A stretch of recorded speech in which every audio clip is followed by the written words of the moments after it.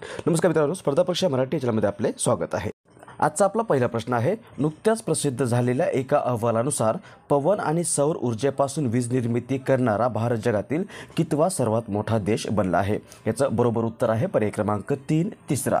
नुकताच global electricity revenue 2025 नावाचा एक रिपोर्ट एम्बर या संस्थेकडून प्रसिद्ध झालेला आहे आणि यामध्ये किंवा या अहवालानुसार या रिपोर्टनुसार भारत पवन आणि सौर ऊर्जेपासून वीज निर्मिती करणारा जगातील तिसरा सर्वात मोठा उत्पादक देश बनलेला आहे. यामध्ये भारताने जर्मनीला मागे टाकत तिसरं स्थान प्राप्त केलेलं आहे. पहिल्या क्रमांकावर किंवा पहिले 2 क्रमांकावर अमेरिका, चीन आहे, त्यानंतर भारत, त्यानंतर जर्मनीचा क्रमांक लागतो. पर्याय क्रमांक 3 हे याचं बरोबर उत्तर असेल.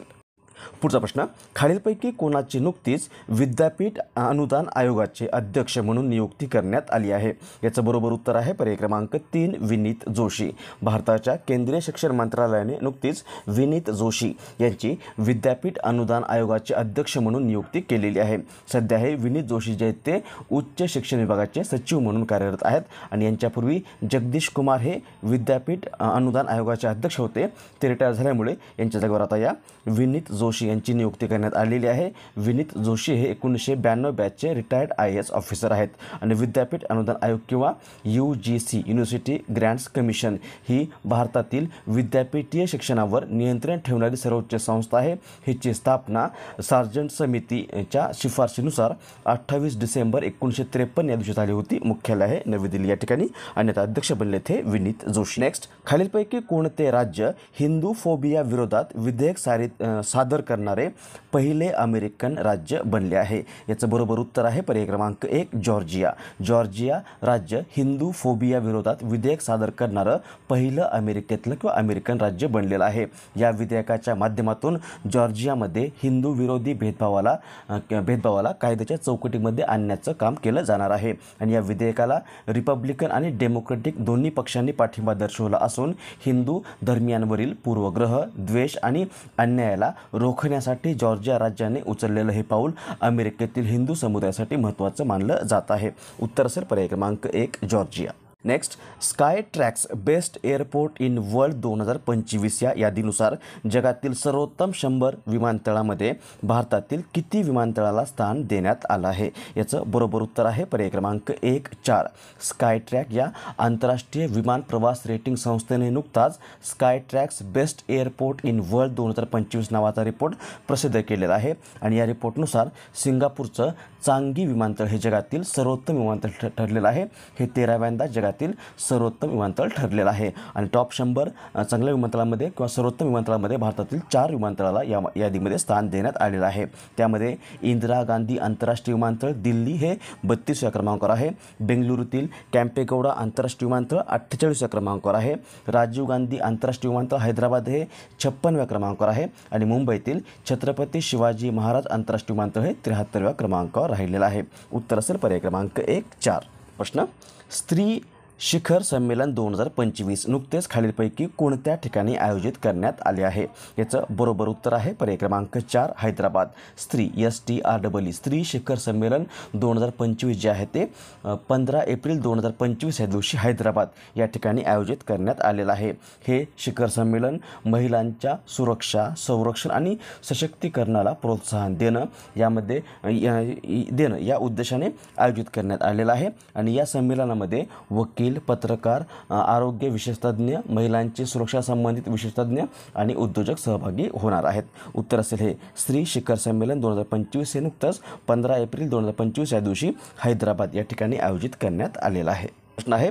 खालीलपैकी कोणत्या देशाने भारताच्या राष्ट्रपती द्रौपदी मुर्मू यांना मानद डॉक्टरेट देऊन सन्मानित केलं आहे? याचं बरोबर उत्तर आहे पर्याय क्रमांक 1 स्लोवाकिया. भारताच्या राष्ट्रपती द्रौपदी मुर्मू या नुकत्याच स्लोवाकिया आणि पोर्तुगाल या देशांच्या 4 दिवसीय दौऱ्यावर गेल्या होत्या आणि या दरम्यान त्यांना स्लोवाकियाच्या नित्रा या शहरामध्ये स्थित असलेल्या कॉन्स्टंटाईन दी फिलॉसॉफर युनिव्हर्सिटी या युनिव्हर्सिटीद्वारे मानद डॉक्टरेट ही उपाधी देऊन सन्मानित करण्यात आलेलं आहे.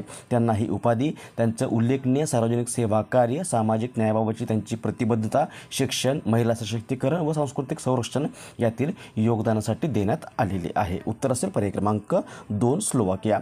स्लोवाकिया मॅपमध्ये पाहिलं तर इथे आहे स्लोवाकिया हा देश. याची राजधानी आहे ब्रॅटिस्लावा. सध्या पंतप्रधान आहेत पीटर पेलिग्रिनी प्रेसिडेंट राष्ट्रपती आहेत पीटर पेलिग्रिनी, पंतप्रधान आहेत रॉबर्ट फिको आणि चलन आहे युरो. यासोबतच लक्षात ठेवा की द्रौपदी मुर्मू किंवा द्रौपदी श्यामचरण मुर्मू या भारताच्या 15व्या राष्ट्रपती आहेत. त्या स्वातंत्र्यानंतरच्या काळामध्ये जन्मलेल्या भारताच्या पहिल्या राष्ट्रपती देखील आहेत.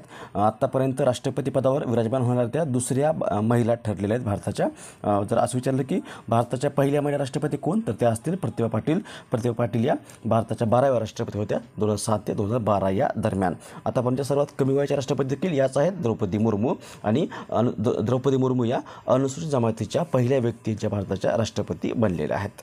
नेक्स्ट, 2028च्या ऑलिम्पिक खेळाचं आयोजन खालीलपैकी कोणत्या ठिकाणी करण्यात येणार आहे? याचं बरोबर उत्तर आहे पर्याय क्रमांक 3 लॉस एंजेलिस. 2028मध्ये लॉस एंजेलिस या ठिकाणी ऑलिम्पिक खेळाचं आयोजन करण्यात येणार आहे. सध्या हा मुद्दा चर्चेमध्ये आलेला आहे, कारण 2028च्या लॉस एंजेलिस या ठिकाणी होणाऱ्या ऑलिम्पिक खेळामध्ये पहिल्यांदाच आता क्रिकेटचा समावेश करण्यात येणार आहे. ॲक्च्युली पहिल्यांदा नाही, तब्बल 128 वर्षानंतर ऑलिम्पिकमध्ये आता क्रिकेटचा समावेश होणार आहे. आणि याबाबतची अधिकृत घोषणा नुकतीच 9 एप्रिल 2025 या दिवशी आंतरराष्ट्रीय ऑलिम्पिक समितीने केलेली आहे. म्हणजे आता 2028मध्ये होणाऱ्या लॉस एंजेलिस ऑलिम्पिक खेळामध्ये क्रिकेट या खेळाचा समावेश करण्यात आलेला आहे. यामध्ये पुरुषांचे 6 संघ व महिलांचे 6 संघ सहभागी होत आहेत आणि दोन्ही संघ T20 फॉर्मॅटमध्ये खेळणार आहेत.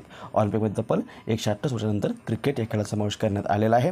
क्रिकेटसोबतच यामध्ये 28मध्ये बेसबॉल, फ्लॅग फुटबॉल, लॅक्रॉस आणि स्क्वॅश या खेळाचा देखील समावेश करण्यात आलेला आहे. उत्तर असेल पर्याय क्रमांक 3 लॉस एंजेलिस. नेक्स्ट, नुकत्याच संपन्न झालेल्या 21व्या आशियाई कुस्ती चॅम्पियनशिप 2025 या स्पर्धेमध्ये भारताने किती पदक जिंकले आहेत? याचं बरोबर उत्तर आहे पर्याय क्रमांक 4 10. 21वी आशियाई कुस्ती चॅम्पियनशिप 2025 स्पर्धा नुकतीच जॉर्डनची राजधानी अम्मान या ठिकाणी संपन्न झालेली आहे. या स्पर्धेचं आयोजन युनायटेड वर्ल्ड रेसलिंगद्वारे करण्यात आलं असून यामध्ये भारताने 10 पदक जिंकले. त्यामध्ये एक आहे सुवर्ण पदक जे मनीषा भानवाला हिने जिंकलेलं आहे. 3 रौप्य पदक आहेत आणि 6 कांस्य पदक आहेत. रौप्य पदक जे आहेत ते दीपक पुनिया, उदित आणि ऋतिका हुड्डा यांनी जिंकलेली आहेत. पर्याय क्रमांक 4 10 पदकं हे याचं बरोबर उत्तर असेल. नेक्स्ट, विराट कोहली IPLमध्ये 1000 चौकार व षटकार मारणारा कितवा फलंदाज बनला आहे? याचं बरोबर उत्तर आहे पर्याय क्रमांक 1 पहिला. IPLच्या इतिहासामध्ये 1000 चौकार व षटकार मारणारा विराट कोहली हा पहिलाच फलंदाज बनलेला आहे. Virat Kohli IPLमध्ये RCB royal challengers बंगलोरकडून खेळतो आणि याने आतापर्यंत IPLमध्ये 721 चौकार व 279 षटकार मारलेले आहेत. अशा पद्धतीने 1000 चौकार व षटकार मारणारा हा IPLमधला पहिलाच फलंदाज बनलेला आहे. पर्याय क्रमांक 1 हे याचं बरोबर उत्तर असेल. त्यानंतर आजचा प्रश्न, ज्याचं उत्तर तुम्हालाच खाली कमेंट्समध्ये द्यायचं आहे. प्रश्न आहे, वरुण हा भारत व कोणत्या देशाचा द्विपक्षीय नौदल सराव आहे? ऑप्शन्स आहेत रशिया, जपान, फ्रान्स आणि अमेरिका. याचं बरोबर उत्तर तुम्हालाच खाली कमेंट्समध्ये द्यायचं आहे.